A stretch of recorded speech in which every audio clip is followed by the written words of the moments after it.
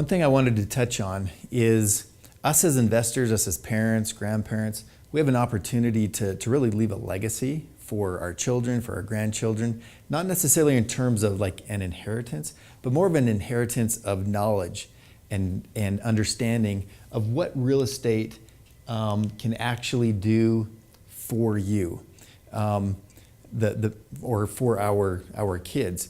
So in today's world, at least when I listen to the news and I hear, the government saying that they want to give free education to everybody, like I doubt that will ever happen because there's not, the taxes and the money to do that. If one day that happens, great. But in the meantime, education is super expensive, and our kids, as they go to school, they're going into massive debt, right? And in our education system today, they're not learning about financial type matters. They're not learning what interest is, what a mortgage is. They're not learning what credit is, what good credit is, what bad credit is. They're not learning these this powerful base of knowledge that will help them move forward. And I kind of have the saying that I've told my kids, and I don't know, sometimes it sticks and most of the time it doesn't, I guess. And it's this concept: if I knew then what I know today, I'd be so much further ahead. And so I've always had this thought, man, if I could teach my children what I know today so they can get started much earlier, they could be so much further ahead in life than I was. And isn't our goal, one of our goals, to have our children be better off than we were? Not necessarily just financially, but from intellectually, spiritually, physically, in every aspect of their lives. But one of those aspects certainly is financially. And part of the problem in our society is these expectations that we're setting. Even with our healthcare system, we're setting the expectation that, hey, you can stay on mom and dad's healthcare till you're 26 now. Well, by the time my youngest is 26, it'll probably be 36. Because that's what we're teaching. That's what our society is generally doing. And so, our kids are growing up not understanding, what good debt is versus bad debt, consumer debt versus, call it a mortgage on a property. And they're not learning the value of home ownership even, let alone learning the value of investing in single family properties. So they just don't know the power that can bring in their lives. But we have an opportunity as we ourselves get educated, as we ourselves actually experience investing in real estate. We have the opportunity to teach our children the power of saving, the power of cash flow and appreciation, the power of leverage, the power of time. That's one of the biggest things, right? You start getting a little bit older and you start getting a little bit panicky. It's like, oh man, I've got so much catch up to do to be where I need to be when I retire. Well, when you're 20 years old, you think that you have forever, right? Well, you do have a long time, and the compounding of making good financial decisions when you're young is hugely powerful. And then just the simple fact that they can avoid education loans and then the subsequent payments that come along, if they were just to implement some basic techniques in investing in real estate. And the ability to invest in real estate, even at a young age, is very real, and it's very powerful.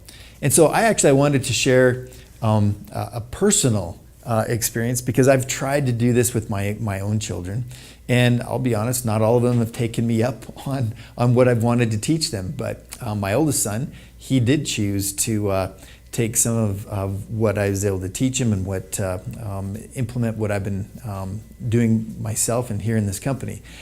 And so I wanted to invite Dallin Earl up to the front. This is my oldest son, and he's going to tell us about his experience based on what he was taught basically from a very early age, and to talk a little bit about what he's been able to accomplish. And I want to be, sensitive, to, it's like, this isn't to, self-aggrandize or anything, but I just think that this is such a powerful example of what we can do as parents and grandparents to teach our kids and to teach our grandchildren, and it literally can change their lives and future generations for generations to come.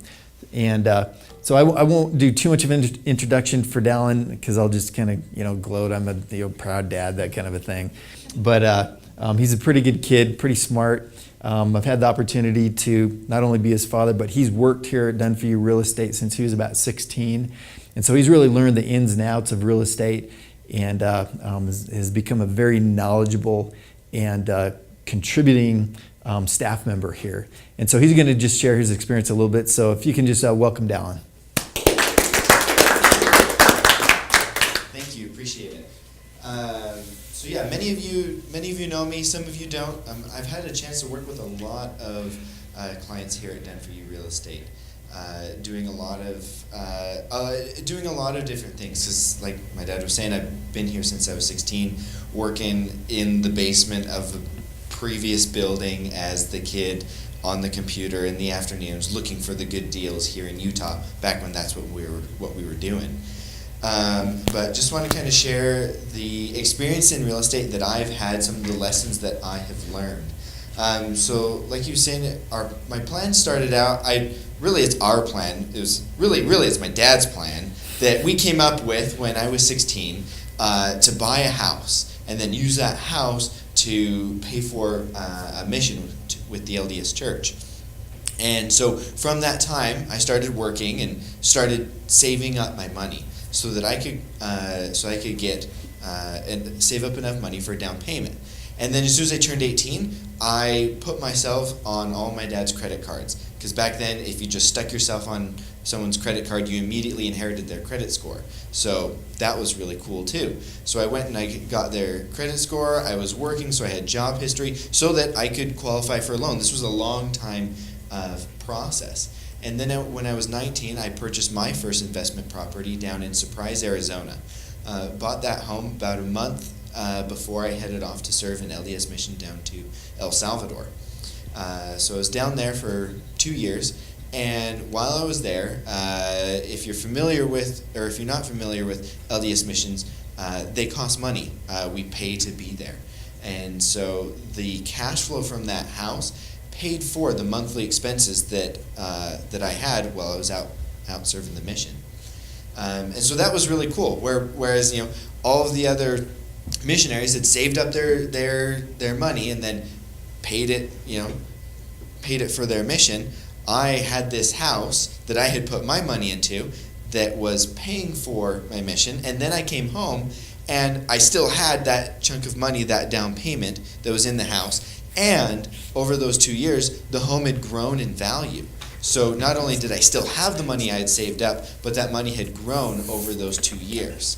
And so that was a really cool lesson, and kind of when I really committed to, hey, like this real estate stuff works, and investing in this is legit. And so I returned the home increased in value. I got married and I refinanced my Arizona house. Pulled some of the money out. It had increased in value. I pulled some of the money out and used that money to buy my first primary residence down in Provo. And that house is a home, is a rambler with an upstairs and a basement. It has 3 bedrooms upstairs, 2 bedrooms downstairs, and there's an accessory apartment in the basement. And so my new family, we moved into the basement, and I rented out my upstairs. And so again, while most of my friends going to BYU, like married couples, were paying like $800-900 a month sometimes in rent, my rent I think was $250-300, right around there, when you accounted for my mortgage minus the rent that I was collecting. And then just really cool thing about that house, interest rates went down. A year later, I refinanced, got a lower interest rate, and then I was paying $50 a month to live in that house. Like, that's super cool. That was, and so that house has been amazing. And I learned those principles by being a part of this company. I learned, like, I wouldn't have thought on my own to buy a house where I could rent out one side and live in the other. I probably would have just rented the entire time and just tossed my money to the landlords. Now I get to be the landlord and am realizing the appreciation, paying less every month to live there, and my home loan is getting paid off by my renters. So then over the course of the last few years, I've continue to work, continue to save my money, and I've purchased 2 more investment properties. So now I have 4 investment properties, and one of those I decided to do a $22,000 remodel on the home, where I took that $22,000, updated the home. It was an older home built in like the 70s. It had wood panel walls and the ceiling tiles and all of that. I gutted the basement, put up new drywall, put a new ceiling, textured, all of that stuff, modernized the home, and I increased my rent by, I think it was like $350 a month. So that $22,000, again, being a part of this company, I learned the principle of ROI. You take money and you put it into an investment, and then it pays you, and you make that money pay you back. That $22,000 wasn't enough to go off and buy another house, but I could do other things with it, like improve my rental properties and increase my rent. And so now here I am, 26 years old, got a wife and kids, and I've got 4 investment properties. But I've learned a lot of things along the way. Not just that real estate's awesome and is an awesome vehicle to pay for the things that I want to do in life. I've also learned a lot of lessons in people. Being a landlord, you learn about renters. You learn how to judge character, how to pick good renters, how to see past some of the sob stories that you get, or different. Like, it's just a really good lesson in people to be a landlord. Also, I've learned about how to deal with pitfalls, how to deal with unexpected expenses and problems. You know, things come up on a house that I didn't expect. Water heaters break, furnaces go down, different things happen. And I've learned how to maturely and responsibly prepare for those things by having contingency funds, and also at the same time not let those kinds of issues and problems bog me down. Yeah, at the beginning of buying a house, you do my projected, this is how much money I'm going to make, and I often don't quite make that. And that's okay, because I've learned how to deal with those issues and how to deal with those problems that come up with being a real estate investor. I've also learned how to save so that I can invest. I've often had enough money in my bank account to go and buy that Harley that I really, really, really want. But I haven't bought that Harley. I bought a smaller Harley that wasn't as expensive. But I didn't buy that $30,000 Harley bike because I knew I could take that $30,000 and put it into a house. And that over the long run, it was going to do a lot more for me and my family than just going off and spending that money. But I could see that. It wasn't at this point, it wasn't just my parents telling me, oh, save your money for a rainy day or save up for this, that, and the other. I was seeing it. I was seeing if I took that money and put it into my houses, I would make more money. And that over time, I would be able to have enough money to do the things that I want to do. And so that the principles that I've learned in being involved in being a homeowner and being a landlord, I think have made me a better person, a better citizen, a better husband, a better father, all of that by being involved and learning these lessons in real estate. So now, like my dad mentioned earlier, I'm getting out of the real estate agent business because I'm headed off to Harvard Law School. And that's been kind of in the works because real estate's cool. I love it. It's awesome. But it's not my passion in life. My passion is music. I don't plan on going to Harvard Law School to become a musician, but I want to become a music lawyer. I want to go out and work for Spotify and Apple Music and Sony and Warner Brothers, all those different cool companies, and be involved in that space because that's what I'm passionate about. If you get me started talking about Spotify or the music industry or what's going on, I will go on and on and on and on, even more than I will when I'm talking about real estate. That's because that's what I'm passionate about. And the cool thing is that these 4 properties are going to be paying for my Harvard education, which is ridiculously expensive, and they don't do much in scholarships. So I'll go and I'll collect my monthly cash flow, which is going to help pay for my monthly expenses. And yes, I'm going to have to take out student loans. But by the time I graduate, my homes will have appreciated enough to where if I wanted to, I could sell them and pay off all my debt and graduate from law school completely debt free. Like, what? Who can say that doesn't have some multi-million-dollar trust fund? And so it's been really cool to, like my dad was saying, live the lessons that he would have lived had he known those things at my age, and to experience these things, and then to be comfortable financially, to not, like, in deciding which law school to go to, I had scholarship offers, very generous offers from different schools. But right at the outset, my wife and I decided that money wasn't going to be an issue for where I decided to go to law school, because it wasn't an issue.